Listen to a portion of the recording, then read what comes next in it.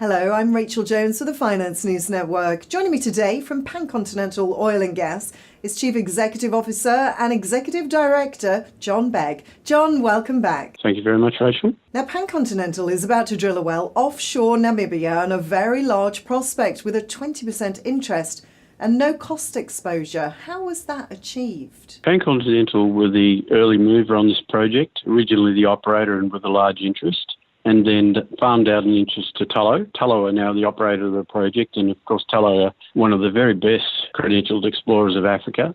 Subsequently, late last year, Tullow also brought in ONGC Videsh of India, a giant quasi-government company, and we subsequently also brought in a further specialist African exploration company, Africa Energy Corp. So as a result of all of that, we have a 20% interest in the project and fully carried through the cost of the well. And once the well spuds or starts drilling, you'll receive a further $7.3 million payment.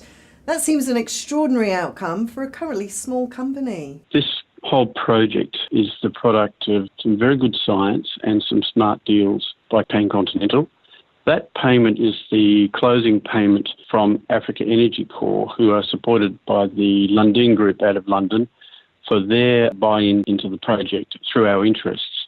So to close that transaction, there's a payment due to us when the well spuds. And what is the scale of the oil target you'll be drilling? We're drilling the Cormorant prospect as our selected prospect of a cluster of very large late Cretaceous turbidite fan plays, similar in nature to where big discoveries are being made around the Atlantic margin basins. And really, Cormorant is testing this cluster of prospects that have best estimate prospective resources totaling over 915 million barrels.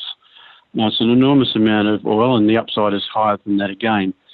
We've provided all the details about how those potential recoverable resources are calculated on our website and earlier releases that we've made to the market. It seems that some of the world's largest oil companies agree with you about the big oil potential in Namibia. Yes, very exciting. It's clear that Namibia has become one of those hotspots around the world where the big companies think they've got the opportunity to find the scale of oil reserves that move their dial. And the fact that there's an acceleration of interest and entry into Namibia by the big companies is very promising for us.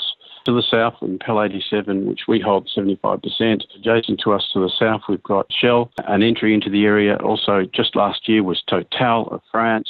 And of course, to the north, late last year, we had ONGC Videsh of India farm into Pel 37 with Tullow and ourselves.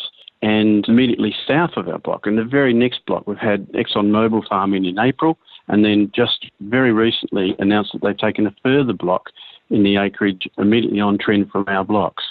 So clearly, these very, very large companies believe that these plays that we're pursuing and will be drilling in Namibia have the potential for very large oil resources. Now, will the Cormorant 1 well be the only well drilled in Namibia over the next 12 months that could impact the value of your large acreage position? No, in fact, a British company, Chariot Oil and Gas, have already committed to drill a well to take the rig after we finish the Cormorant well, and they'll be drilling on a block to the south of our Pel 37 on plays that we feel are also represented in our block. Add to that the entry of the major companies.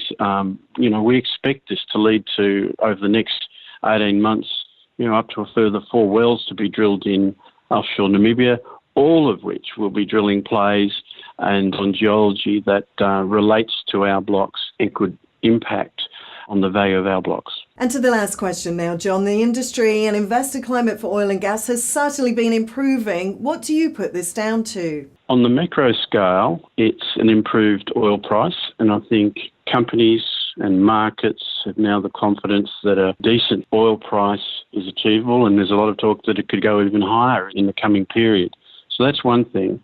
The second thing is that the cost base for offshore drilling and other services has come way down off the price structure it had during the peak times.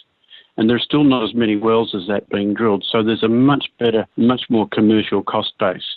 And then the third thing is, as I've mentioned, this trend back into deep water, linked to those two factors, but linked to the belief by the major companies that these big fan plays that can have very good reservoirs provide a commercial outcome that's superior to the main competition, which is onshore US oil shales.